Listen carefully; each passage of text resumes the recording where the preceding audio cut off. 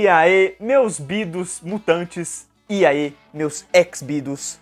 Bom galera, hoje eu estou aqui para falar sobre X-Men neste canal, já que nessa semana não vai ter o react do episódio de X-Men 97, e eu avisei isso para vocês de que vai ser uma semana sim, uma semana não, onde o react vai ter sempre 2 episódios sendo reagidos. Então, para não deixar essa semana sem X-Men, eu decidi trazer aí o que eu consegui ler da saga dos X-Men que a Panini tem publicado. Eu adquiri faz muito tempo, mas com X-Men sendo um tema em pauta aí, né, sendo uma pauta bem atual recentemente, nas interwebs como um todo, eu decidi aqui trazer para o canal, assim como algumas semanas atrás eu trouxe Surpreendentes X-Men, assim como daqui a algumas semanas eu trarei mais HQ de X-Men, principalmente porque eu fiz mais umas comprinhas aí, então enfim, vai ter muita X-Men nessas próximas semanas, e eu estou muito animado, eu estou realmente cada vez mais me tornando um fã, nossa, sabe, ardiloso de X-Men, e principalmente por conta dos volumes que eu vou falar hoje. Então bora lá, porque eu tenho muita coisa para falar sobre o que é que eu achei destes 4 volumes de X-Men. Quem afirmou que Wolverine era um X-Men não devido a seu currículo impecável, mas devido ao seu potencial para o bem? Apesar de termos ojeriza a sua natureza violenta, negar sua entrada na equipe seria negar o motivo de nossa existência, que é ajudá-lo a atingir esse potencial. O mesmo argumento vale para a vampira, não? Claro que existe um risco ao aceitá-la, mas considerem a alternativa. Conosco, essa menina tem chance de levar uma vida melhor. Negar isso seria uma condenação. E enquanto eu estiver vivo, eu jamais farei algo do gênero com qualquer mutante. Um pouco depois da saga da Fênix, Scott se vê dividido ao se apaixonar por uma mulher que se parece muito com a Jean Grey, sua ex que morreu. Entretanto, essa mulher tem uma história de vida totalmente diferente da Jean. Enquanto isso, Kitty Pryde fará de tudo para fazer parte da equipe principal dos X-Men, cometendo o erro de se meter com os tais de Morlocks. E, aproveitando essa citação de personagens que aparecem na série X-Men 97, eu deixo a recomendação aqui da camiseta de X-Men 97 feita pela Lucas Produções, que se você for lá no site deles e fizer qualquer compra de qualquer camiseta, tendo Percy Jackson, Avatar, X-Men, The Beer e por aí vai, e usar o cupom LUCASBIDO, você recebe 10% de desconto. Então vai lá, essa camiseta ficou 10 de 10, tem outras camisetas que ele está para fazer da saga X-Men, segue lá no Instagram, vai estar tudo aí na descrição, e enfim, façam a boa, porque o cara tá mandando bem e é um parceiro aí deste querido canal. Chris Claremont é o autor mais aclamado dentro dos quadrinhos dos X-Men, muito pelo fato dele ter estabelecido e criado muita coisa que definiu esse time para o que representa até hoje, e também pelo tempo enorme que passou desenvolvendo esse universo, cada personagem a ponto de colocar a equipe no topo de quadrinhos para se acompanhar. E em 4 volumes dos que li aqui, eu consegui enxergar tudo isso. Ao ler o início dele com os heróis no arco Segunda Gênese e saltar para cá, fica claro sua desenvoltura como roteirista, perdendo menos tempo em enfatizar acontecimentos óbvios e se preocupando mais em trabalhar os relacionamentos. O autor ainda mantém muito texto, muito diálogo, mas de vez em quando surpreende ao deixar a ilustração falar por si, levando a mim, como leitor, entender de verdade a graça por trás dessa equipe que consegue ser de tudo um pouco. Heróis, família, minoria, combatentes da verdade, da liberdade, excluídos da sociedade e mais um pouco. Cada mutante tem seu momento, sua edição para ser trabalhado de acordo com a trama atual que está sendo trabalhada ou apresentada, sendo suficiente para o leitor estar sempre sentindo aquele aroma de novidade. Horas por um grupo de personagens diferentes ser introduzido, por uma vilã habitual entrar para o time principal, ou uma personagem comum demonstrar ser mais do que aparenta. Assim, um diálogo da primeira edição ganha respostas na sexta, um final indicando que a história não acabou, continua 2 edições depois, e por aí vai. O que declara uma genialidade de escrita, porque não dá vontade de parar, e conforme você lê, mais cria laços com cada membro da Mansão Xavier. Isso sem contar o quão direto o Chris consegue ser, meio que não se importando em desenvolver apropriadamente certas relações. Ele vai direto ao ponto para o que ele precisa que seja desenvolvido para que aquilo reverbere em algum ocorrido que vai ser importante para uma futura trama. Então, por exemplo, temos a presença da Madeline. Chega todo esse bafafá sobre ela parecer a Jean Grey, isso é desenvolvido, resolvido e pronto. Daqui umas 2 edições ela tá casando com o Scott Summers, que ela conheceu há umas 3 edições atrás, entende? Porque o Chris precisa que eles se casem, porque isso vai ser mais importante futuramente. Você só precisa saber que o Scott tá apaixonado e tá amando essa mulher. Assim como a gente tem a Vampira. A Vampira é introduzida no time dos X-Men e todo mundo desconfia dela. Aí chega uma edição, ela vai e toma uma atitude da hora, e um personagem começa a confiar nela.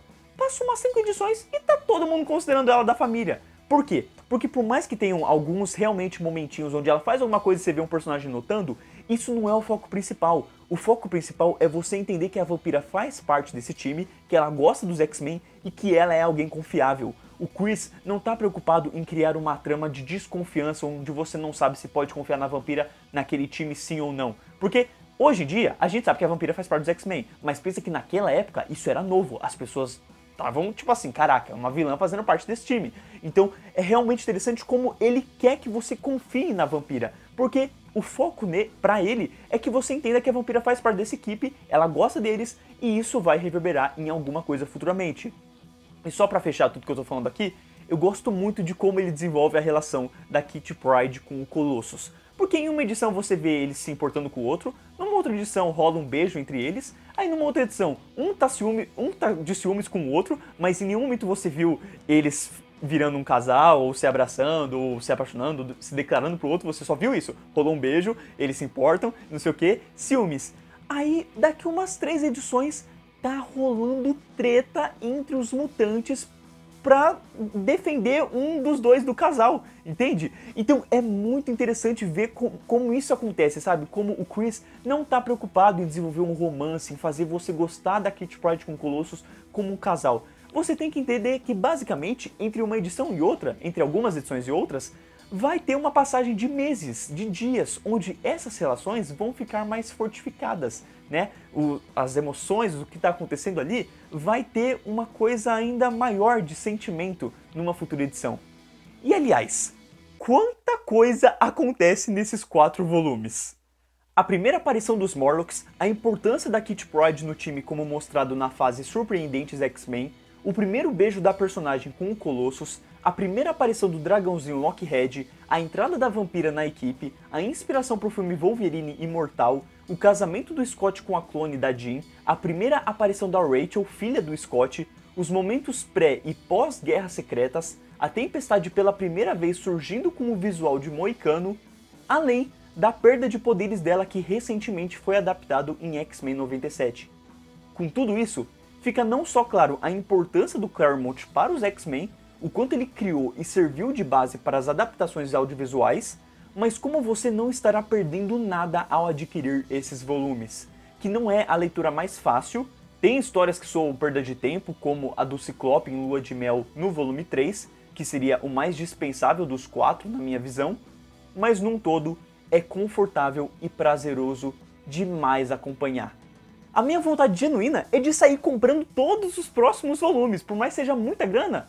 Nossa, eu compraria tranquilamente. O lance é que podem ter edições que são puláveis, que não são tão importantes ou relevantes assim. Então, de verdade, eu só gostaria de comprar os volumes que finalizam o arco da Tempestade Sem Poderes, ou seja, quando ela retoma com seus poderes, como ela retoma com seus poderes, eu gostaria de ter essa edição.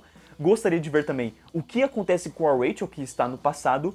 E também quero comprar a edição que mostra o Magneto sendo preso pelo governo, a edição que inspirou o acontecimento do episódio 2 de X-Men 97, que se eu não me engano acontece no volume 12, dentre esses volumes da saga dos X-Men. Só que esse volume, ele tá esgotado na Amazon e no site da Panini, então tá realmente complicado de conseguir esse volume. Dito isso, foi interessante sentir o que eu senti com a série animada e que eu cheguei a destacar no top 10 que eu fiz de episódios importantes para você se preparar para X-Men 97. O grande atrativo dos X-Men não são seus combates, inimigos, acontecimentos temporais, mas os seus conflitos, suas lutas internas, sua moralidade sendo testada. É a parte que os torna humanos. Em todo o problema envolvendo os Morlocks, não me chama a atenção a Kitty estar sofrendo risco de vida.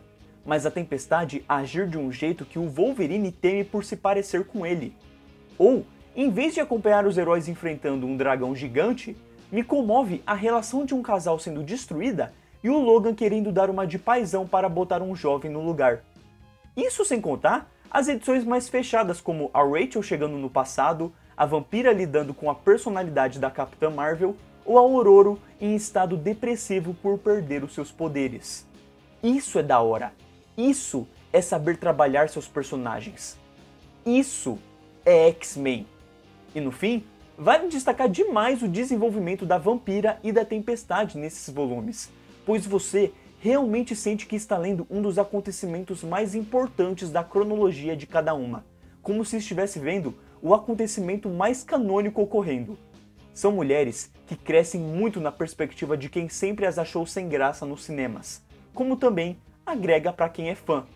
Fica notável não só a importância delas para a equipe, mas o quão complexas se tornam com suas jornadas, questionamentos e amadurecimentos perante ambas sentirem que devem tomar um rumo diferente de acordo com o que passaram até agora. Não à toa, ambas acabam se enxergando profundamente no quarto volume. Assim como os ilustradores Paul Smith e John Romita Jr. conseguem casar seus desenhos de um jeito que não faça tanta diferença mudar de uma para outra. O Paul traz algo mais humano e articulado que me agrada mais, enquanto a arte de John tem certas caretas estranhas, a vampira soando mais velha para quem diz ter 18 anos de vez em quando e levemente soa confuso alguns acontecimentos. Mas o saldo é extremamente positivo, passando aquela vibe anos 80 que todos os quadrinhos passavam, criando momentos que conseguem ser catárticos ainda nos dias de hoje e que transparece uma emoção formidável para que sinta aquele acontecimento ou aquele diálogo. Desse jeito, me resta apenas falar sobre os volumes da saga como um todo que trazem um começo, né, de apresentação editorial sobre o que você vai ver nesta saga como um todo, o que é que você vai ver nesse volume, explica algumas coisinhas que aconteceram que foram importantes para a história dos X-Men, então isso é muito interessante, e o que eu acho bem legal é que em nenhum momento você tem um spoiler, sabe? Por mais que ele apresente o que vai ter neste volume como um todo, isso só instiga mais você a querer ler o volume para ver o que é que vai acontecer, como é que vai acontecer, te deixa interessado, não tem nada que ele fale, que o editorial fale, que soa um spoiler do quadrinho como um todo, que eu falaria pra você não ler, como eu já fiz com alguns outros volumes da DC. Então, enfim, tem isso.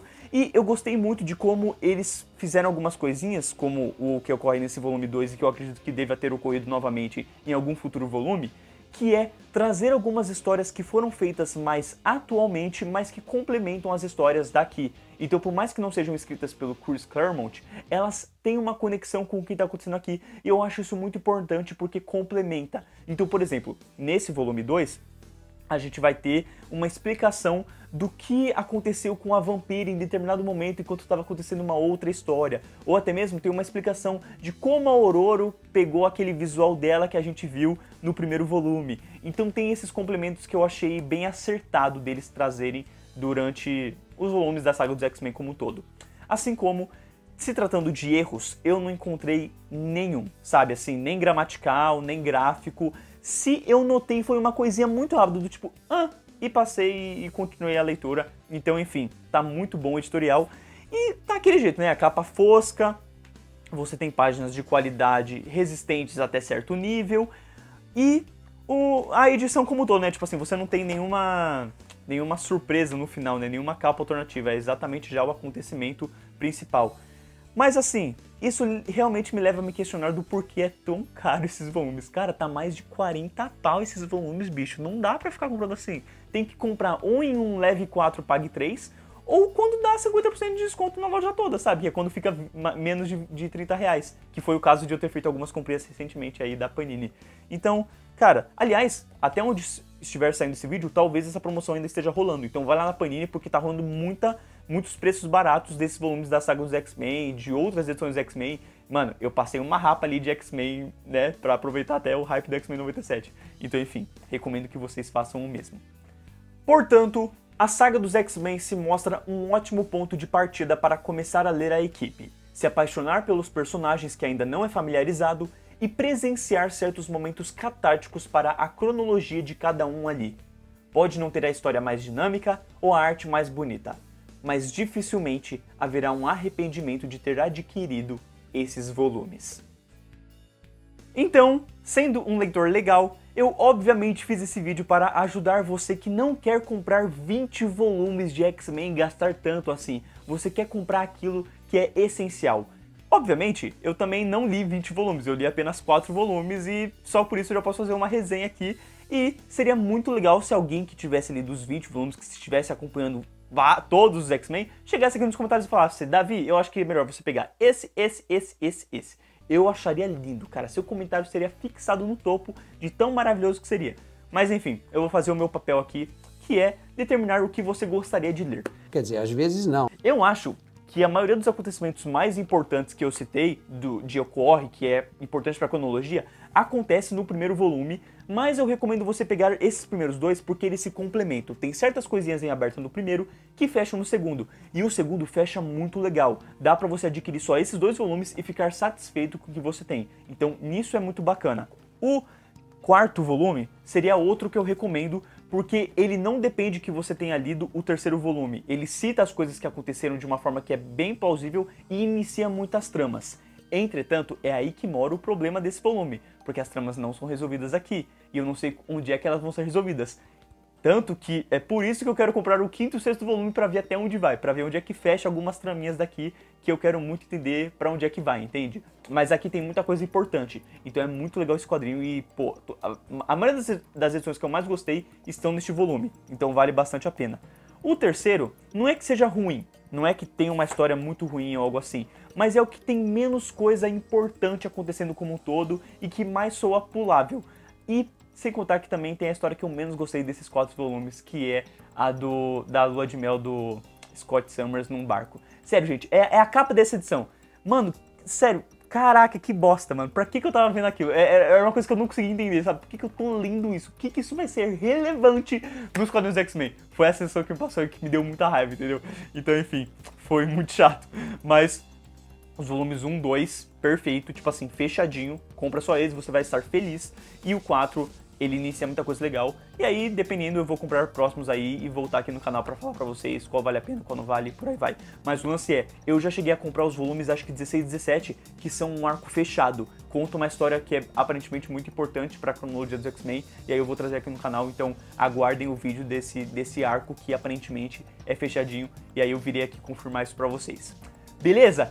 Então, galera, muito obrigado aí a quem assistiu o vídeo até aqui, muito obrigado a todos os fãs de X-Men que participaram, que foram lá ver o react da série, que vão entrar lá no site do meu amigo para ver as camisetas que ele está fazendo de X-Men, do selo X-Men como um todo, e que também vai deixar o seu comentário aí sobre o que acha desses volumes, o que concorda, o que discorda. Eu quero muito saber de você. O volume 3, você gostou muito do volume 3? Você acha que ele é essencial? Comenta aí o que você acha que ele é essencial, beleza? Eu quero muito saber disso, mas eu quero saber ainda mais quais volumes você acha que é essencial eu e qualquer outro espectador deste vídeo comprar, beleza? Muito obrigado a todos que assistiram até aqui. Essa foi pra matar a saudade de X-Men, de vídeo no canal de X-Men, mas semana que vem tem o react aí, então aguardem. Valeu, falou!